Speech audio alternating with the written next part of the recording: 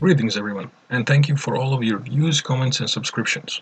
Today we're gonna take a look at the Revenant. Revenant is a new Warframe that just dropped. To get it, you have to get a mask from Macabre in Cetus. You will do a quest during nighttime, and you can farm up all of the parts for the Revenant during daytime in bounties 3, 4, and 5. So, first, let's look at the powers and abilities that come with Revenant's kit. First one is Enthrall. Basically, it's kind of like Nexus 1. It will convert a target into an ally. It will be marked with a little mark right above their head, and each time that ally hits another target, they also become enthralled. And you can have up to maximum 4, which is not stated anywhere, but through testing you'll be able to see that. You have up to maximum 4 thralls. Second one is Mesmer Skin. This one is actually decent. It does have a number of charges. Each charge basically negates all the damage coming from that enemy, and it stuns the enemy that was causing that damage. Once you run out of charges, you can recast it, but you cannot recast it before it runs out. Third one is Reeve. That is basically a dash through enemies, which is supposed to do some health and shield drain. The dash itself, the range does not affect it, duration does. It's kind of quite weird, we'll go into that later on. And for the last one, Danse Macabre, which is his damage doing ability. Once you activate that, it basically goes into a spin where he shoots lasers out of his fingers and damages everything around for quite a bit of damage. Actually quite decent, did not expect it to be that high. His passive is that once his shields go down, he does a shockwave around himself and all enemies fall down. It's kind of similar to when Nova falls down, except this happens when he loses his shields. Okay, so we're going to go first into a build. Let's first see what he is good at, and then after that we're going to go and review and go in a couple of things that you should definitely not mod for because it actually makes him slightly worse, and we'll save it for the end. So, first build we're going to do is efficiency build. We're just going to bring up some enemies, level 100, 3 corrupted heavy gunners and 3 corrupted bombards. There's no pausing, no invincibility, just the way they are. Simulate. First, we'll activate R2. And as I said, you can see on the bottom, it tells you how many charges you have. Those charges basically will negate, return the damage and stun the enemy that shot you in the first place. However, if you're in a large group of enemies, they can get burned out pretty quickly, and if your duration is in plus, what it looks like it happens is that sometimes it will allow for a small window that the same enemy can damage you again, and if they're high enough level they can one-shot you. But we'll talk about duration and builds later on. So in this build, we just focus on power strength and efficiency. So, we have Energy Siphon. If you have Arcane Energize, place it there. If not, you can put another Guardian. And Hunter Adrenaline to help us without energy. This build is quite good because you can stay in your 4 Danse Macabre for quite a very long time. I did testing in Mod Void, and in about 25 minutes soloing Mod, I was in Danse Macabre spinning around for probably about 80% of the time. So, you have to have good efficiency, obviously, it's going to stay in 1 power for a long time. So we have leading expertise and streamline to give us 175. Prime flow, obviously, we need lots of energy. Energy siphon, Hunter adrenaline, and of course, prime flow to keep all the energy in. Vitality for some survivability. Prime continuity mostly because we lost some because of leading expertise, so that we bring it back up a little bit. However, negative duration is quite good on this. In a matter of fact, I was going to save this for later, but to tell you right now, you should always build Revenant with negative duration. There is actually no benefit and quite a few drawbacks if you have positive duration.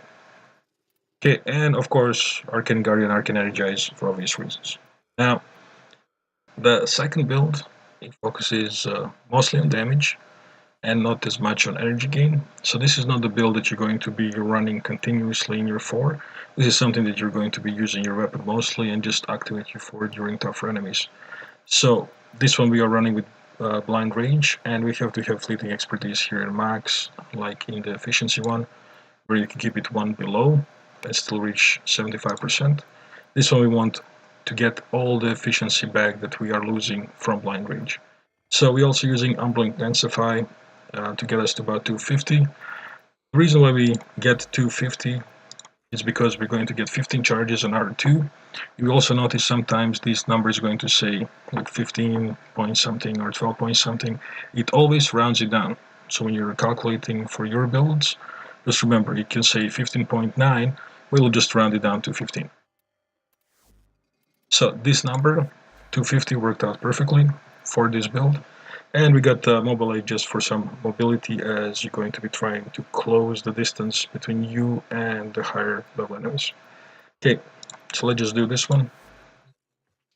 We'll get these enemies to level 155 instead of like the last ones were 100. So you activate your 2.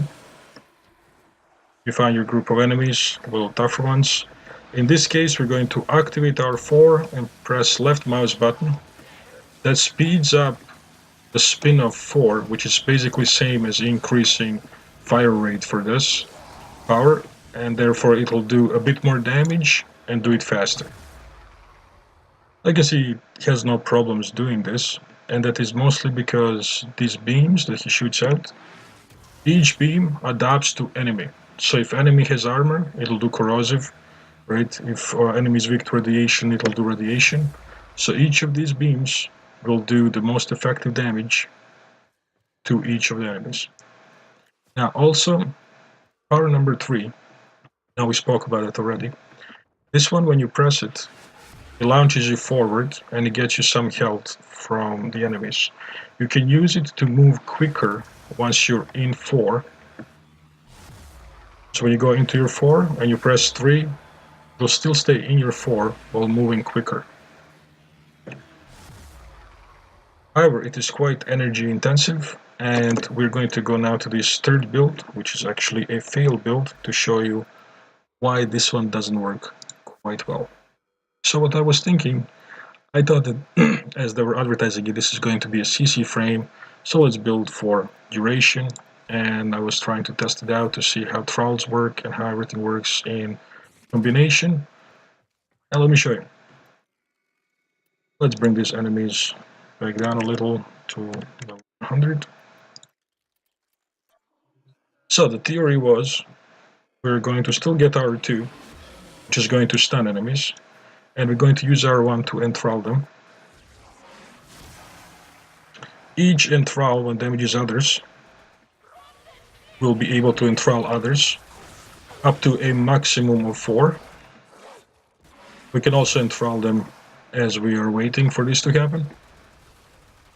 And then one of the benefits of using your 3 through enthralls, right, which lasts so long, you can see they're going to be 82 seconds, our allies, you get more health and energy from them because you can damage them even though they're enthralled.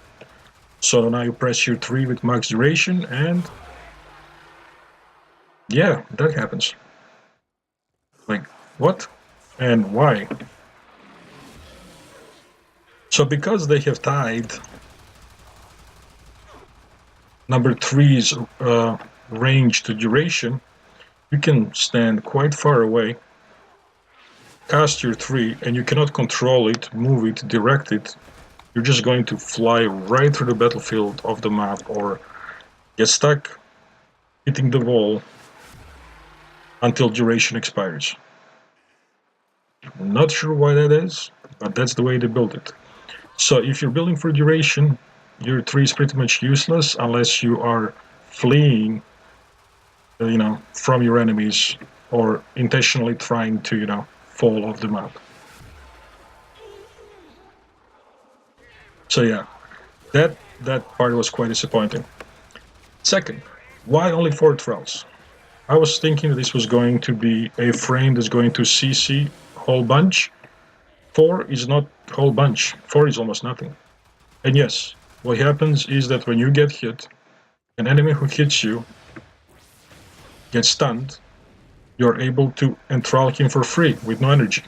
But once again, maximum up to 4. These enemies are not very good at killing each other. They have very high armor, and most of the enemies are not good at killing each other. They do high damage, but they have very, very high damage reduction, which kind of makes them useless. So this guy is now stunned. I should be able to get him for free, but I can't. You see ability not ready, because that number 4 up there, of how many of them I already have enthralled. And this brings us to a review of this frame. Let's just get rid of these enemies. And we'll do a review while looking at the abilities. So over here what we have is a decent DPS ability. This will do quite a lot of damage with the right build. The build we have on right now does not focus on damage. And the Mesmer skin is decent. It does need some improvement. Overall, it will negate the damage. Let's say you get shot from a high level bombard, it'll stop it all and stun that.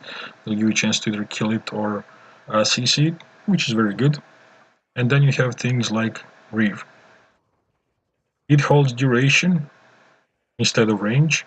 It says that it drains 40% health and 40% shields. The maximum values that I got, the lowest one was 41 health, the highest one was 59. So I'm not actually sure what this is based off of. However, it doesn't really help that much at all, especially on high level missions when you are receiving hundreds, even thousands of damage at a time. The width doesn't seem to change also with anything. I am not sure why is that even a stat. So if they took this power, Reeve, and maybe removed it or improved it a little bit, this would actually open up a spot for something good. However, this as 3 is too expensive because all it really allows you to do if you have negative duration, you move quickly while you're in your 4, right? The health and shield drain don't really do much for you. But when you build for duration, you literally are just trying to avoid pressing 3 altogether. As a matter of fact, considering how much this costs, even in the energy efficiency build, I'll just move to that one. So even in energy efficiency build, basically you're going to spend 19 energy just to move quickly. And because this one is lower duration, you're going to be moving only for 78 seconds. So overall 3, not that usable. Now, Enthrall, as I said, I'm not sure why is there a limit of 4. This could have been so good. If there was no limit, if they kind of synergize it a bit more, right, this would have been great. So in the future, something to look for when DE says they're going to either remove limit of Enthrall or rework Reeve, that means this frame is actually going to get quite a boost. Now, there's also another problem. I'm going to bring that up right now. But once you are in your 4, I'm pressing now my jump button, it doesn't work. So if you get anything that is not an incline like this or a stairwell, you can actually move up that. You have to get out of your 4, jump up that one step that you can go up from, and then go back into your 4. Which is quite annoying. Now, if they wanted to rework 3, for example, they decide not to make it a duration based, and they wanted to change it up, I say, yeah, completely remove this health shield drain. It's not really doing much for us. Make this to be kind of like a teleport, right? So you point in a distance, you click the button, it just zooms you over, so that while you're in your 4, you can change your position quickly and you won't get stuck on small obstacles such as a step. So this would be great if they were to add that. They can keep or leave the health drain and stuff, so as you zoom through you might pick up some health, that's fine.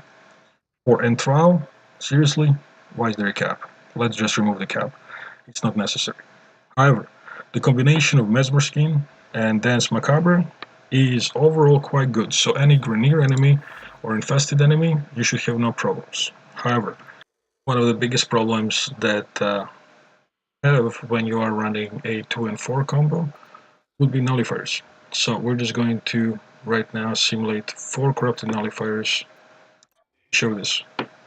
So we'll get our 2 going. We have 12 charges, so that should be protecting us. And we'll activate our 4 combo. So as you can see, the beams do not affect the bubbles at all, which is fair enough. I mean, it's a Warframe power, and bubbles nullify Warframe powers. And we do have our 2 protecting us from nullifiers, which technically is supposed to nullify all the damage after losing a charge,